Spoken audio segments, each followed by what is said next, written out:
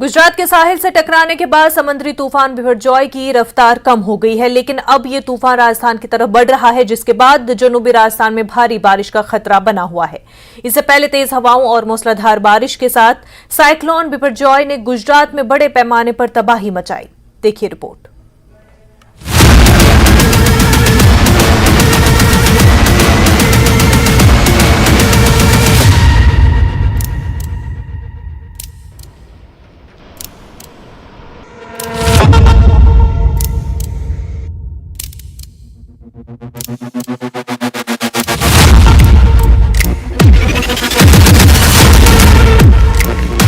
बिपरजॉय ने गुजरात में मचाई भारी तबाही। तूफान ने निजामी जिंदगी दरहम बरहम कर दिया। दरख्त, बिजली के खंभे उखड़ गए। 900 गांव में बिजली गायब। अब राजस्थान की तरफ पेशकदमी कर रहा है तूफान।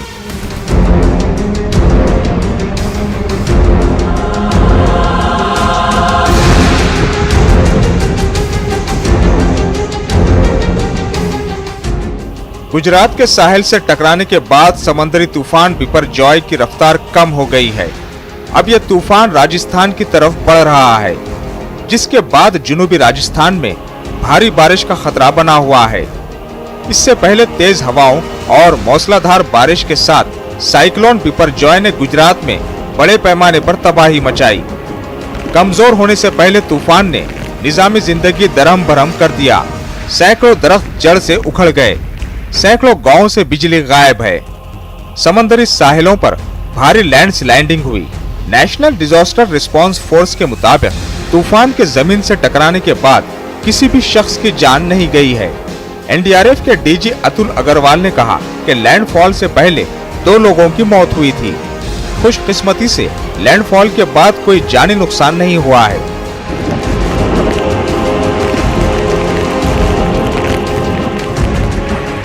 मीडिया से बात करते हुए उन्होंने बताया कि तूफान आने के बाद 23 लोग जख्मी हुए हैं।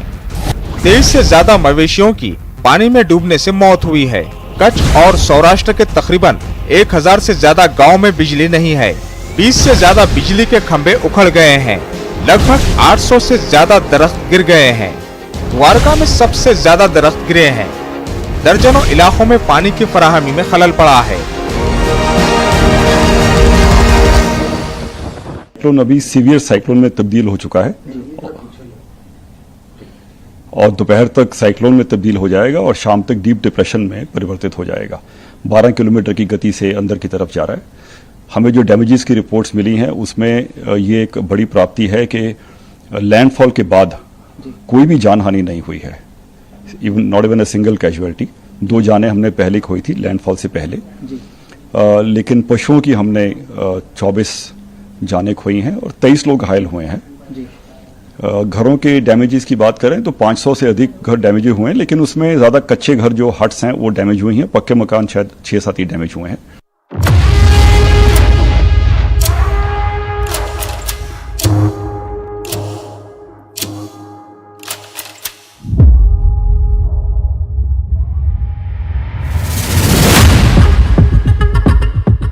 अंदाजा लगाया जा रहा है कि आज भी गुजरात के साहिली इलाकों में ये तूफान तबाही की छाप छोड़ेगा।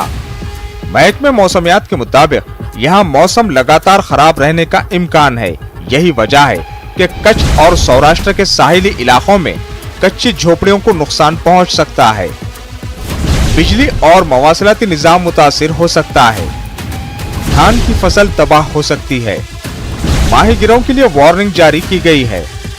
मोटर बोट की नकलो हरकत को गैर महफूज करार दिया गया है। मुतासिरा इलाकों में लोगों को घरों के अंदर रहने को कहा गया है। हालांकि तूफान के कमजोर होने के बाद हालात में बेहतरी आ रही है। डीजी अतुल अग्रवाल ने कहा कि आइंदा 1 या 2 रोज में तूफान के बाद बिगड़े हालात में काफी हद तक सुधार आएगा। इस समय कच्छ के सिवा बाकी सब जगह कम है। कच्छ में 90-100 किलोमीटर की हवा अभी चल रही है।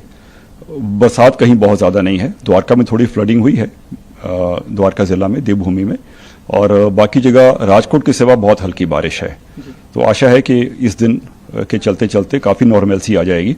अब भी काफ़ी जगह रोड्स खुल गई हैं, media cell phone coverage on है, तो संचार की व्यवस्था भी बहुत डिस्टर्ब नहीं हुई है। हमारी टीमें और राज्यों में तैनात हैं। कर्नाटका में हमारी 4 टीमें हैं, महाराष्ट्र में हमारी 5 टीमें तैनात हैं, और काफ़ी टीमें हमारे पास वहाँ रिजर्व में भी हैं। इसके सिवा यूनियन टेरिटरी ऑफ दीव में एक टीम हमारी तैनात है। तो इस तरह हमने इन सब एरियाज का जो इम्पैक्टेड थे उनका ध्यान रखा है।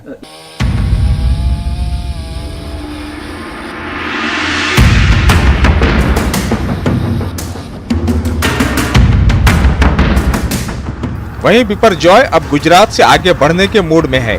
माना जा रहा है कि ये तूफान 16 जून को राजस्थान में कहर बर्पा कर सकता है। इसकी वजह से महकमे मौसमियात ने पूरे राजस्थान में रेड अलर्ट जारी कर दिया है।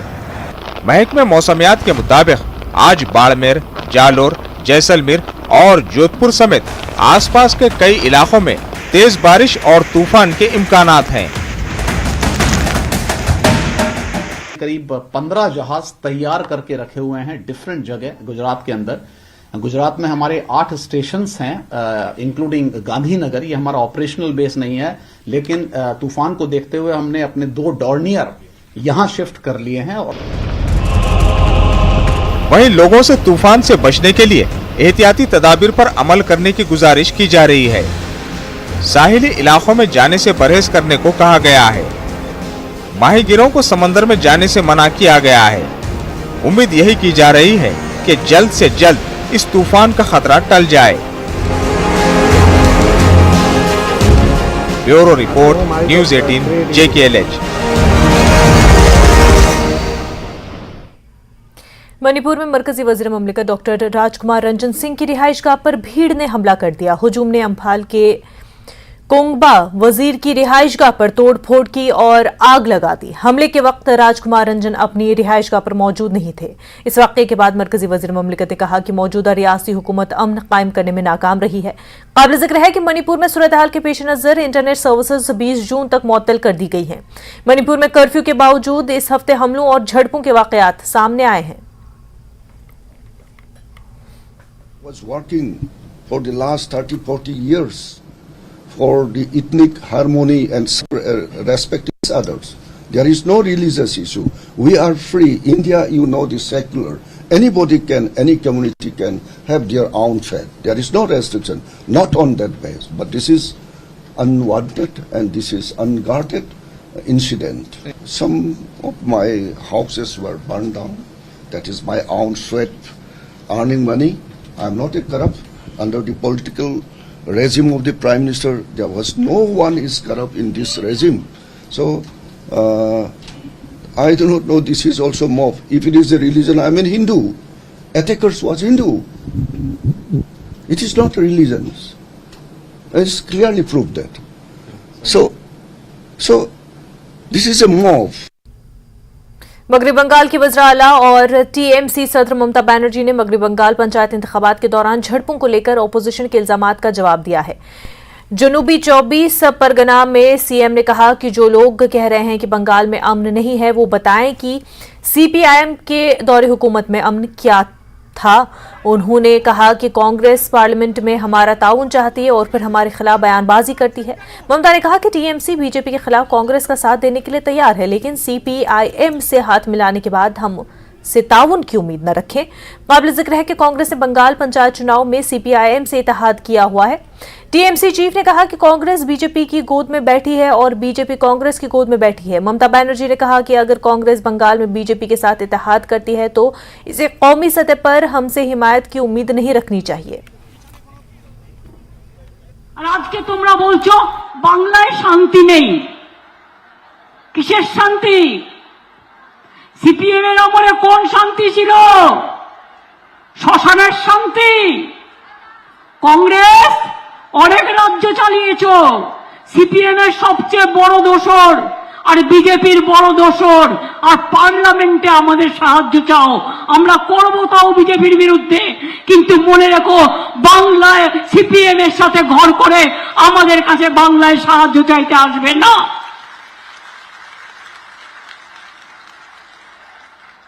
জিজ্ঞেস করুন কোন দিন হয়েছে। আমি চ্যালেঞ্জ করে বলছি, আমি ফিগার দিয়ে বলছি, কালকে মনোনয়নের লাস্ট ডেট ছিল। কোনদিন শুনেছেন বাংলায় কেন কোন রাজ্যে যেখানে দলীয় পঞ্চায়েত আছে 2,31,000 নমিনেশন ফাইল হয়েছে? যারা বলছেন হচ্ছে না হচ্ছে না হচ্ছে না, 61,000 বুথ আর দুটো বুথে গন্ডগোল নিয়ে তুমি চিৎকার করে বেড়াচ্ছ। একটা পরিবারে মা ভাই বোনেরা থাকলেও, থালা বাসন থাকলেও কখনো ঠোকাঠুকি হয়, আবার পরিবার সেটা মিটিয়ে নেয়। এটা কোনো ম্যাটার নয়, কারণ পরিবারটাকে অটুট রাখতে হয়।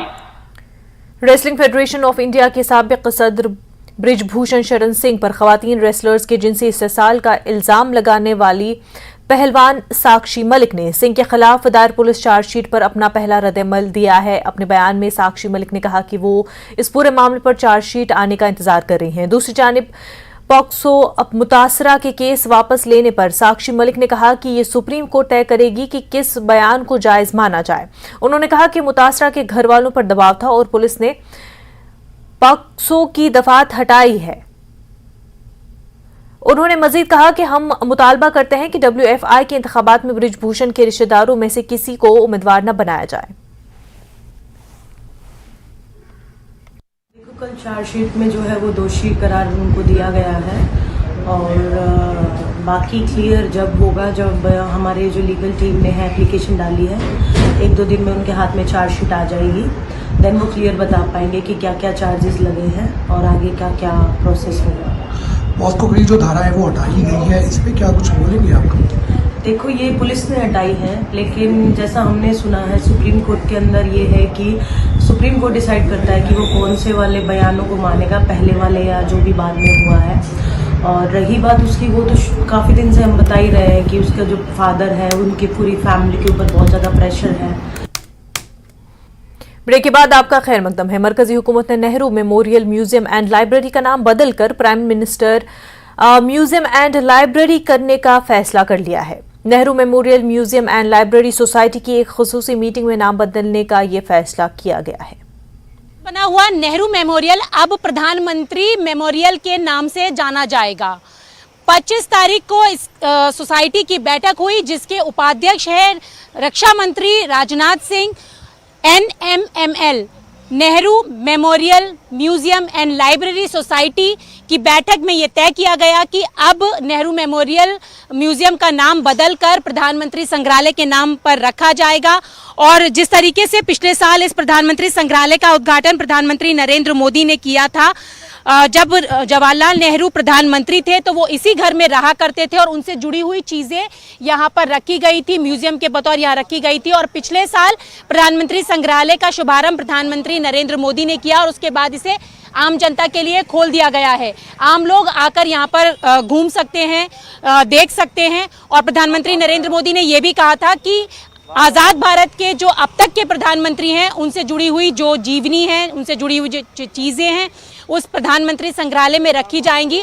और ये प्रधानमंत्री संग्रहालय पिछले साल आम जनता के लिए खोला गया था और आज इस Nehru memorial museum and library society का नाम बदलकर प्रधानमंत्री म्यूजियम एंड सोसाइटी कर दिया गया है।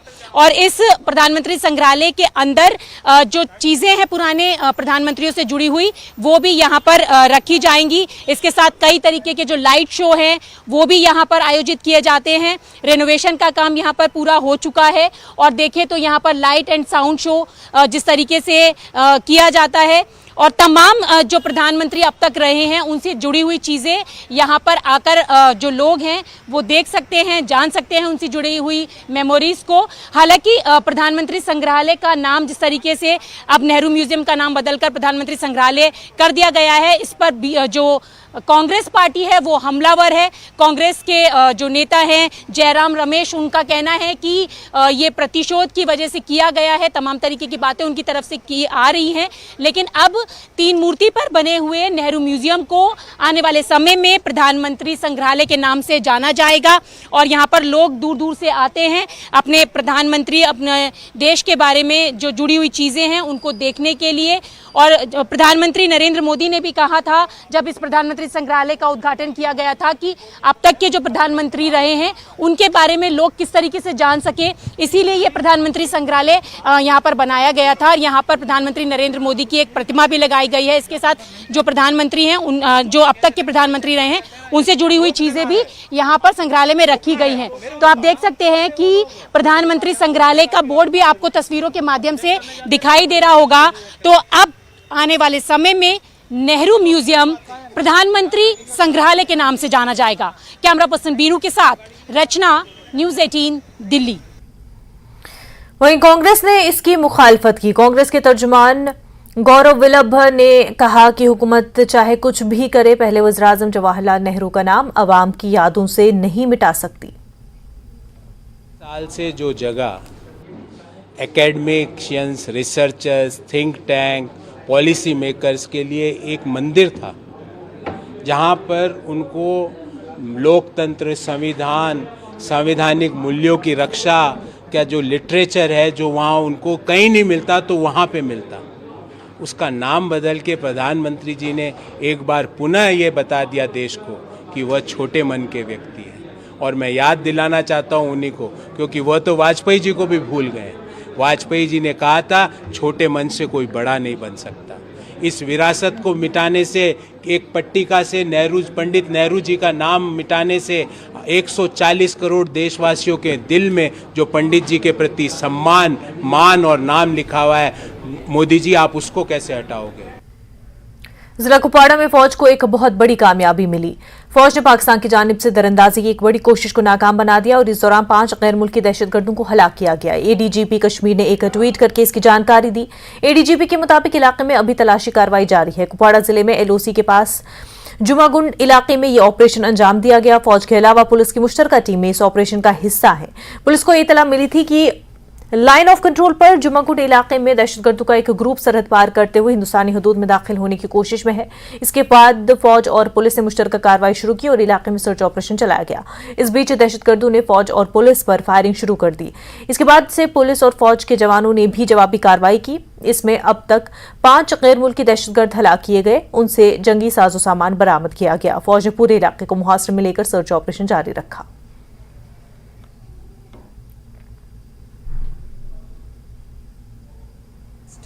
We have been getting a large number of intelligence inputs of likely infiltration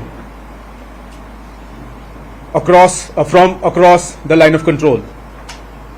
On 15 June 2023, we received a highly credible intelligence input from Jammu and Kashmir Police about possible infiltration of a group of terrorists in the Jumagund area of the Keren sector. Based on this input, multiple ambushes were established along the appreciated routes of infiltration. Simultaneously, the entire area astride the LC fence or the anti-infiltration obstacle system was kept under surveillance. At around midnight in the intervening night of 15 and 16 June 2023, movement of terrorists was picked up by the alert troops braving challenging terrain and weather conditions along the line of control fence. The infiltrating terrorists were engaged with precise and accurate fire, and in the ensuing firefight, 5 unidentified terrorists were neutralized with no collateral damage. The terrorists were heavily armed and appeared to be very well trained. The operation continued throughout the night and a detailed search of the area was undertaken at first light. During the search, a large quantity of warlike stores, which include 5 AK series rifles, 15 magazines, ammunition, grenades, night vision devices, binoculars were recovered.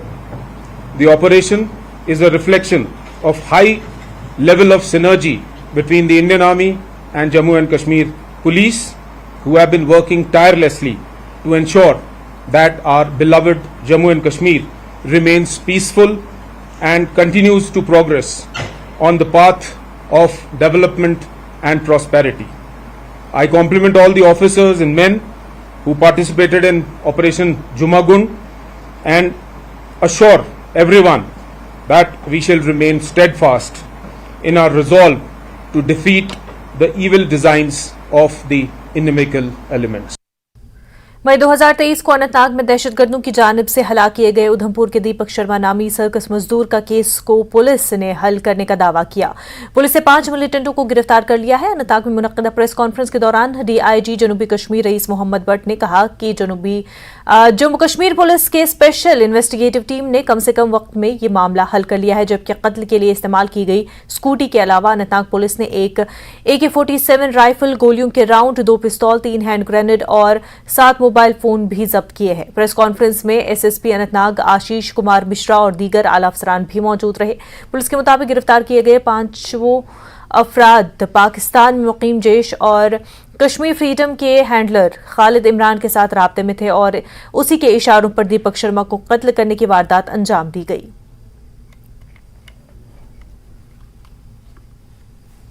का नाम सहरान बशीर निदाफ है और दूसरे का नाम उबैद नजीर लाइगरू है। ये दोनों लड़के मिसिंग हो गए।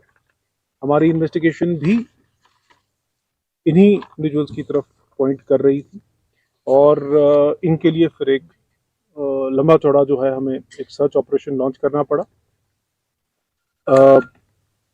जैसे जैसे हमारे पास और टेक्निकल क्लूज और बाकी ह्यूमन इंट की जो क्लूज हमारे सामने आए, उस सब को साथ में लेते हुए ultimately we were able to arrest the accused and उसके बाद जो है पूरी कॉन्स्पिरेसी उसका खुलासा किया गया। इसमें काफ़ी टाइम हमें जो है वो लग गया प्रॉपरली पूरी चेन को कवर करने में कि किसने वेपन सप्लाई किया था और किसने रेकी की थी और कैसे उस पूरे वाक़े को अंजाम दिया गया था और कैसे उसमें प्रॉपर प्लानिंग के तहत, प्रॉपर कॉन्स्पिरेसी के तहत जो है directions Pakistan based handler Khalid Kamran, जो कि जैश मोहम्मद या उसका front organization Kashmir freedom fighters करके एक एलिजिड ग्रुप है, उसके हैंडलर ने कैसे डायरेक्शंस दी और वो डायरेक्शंस कैसे बामल लाई गई। बुलेटिन देश प्रदेश में फिलहाल इतना ही। आप बने रहिए न्यूज़ 18 जम्मू कश्मीर लद्दाख हिमाचल के साथ। आदाब।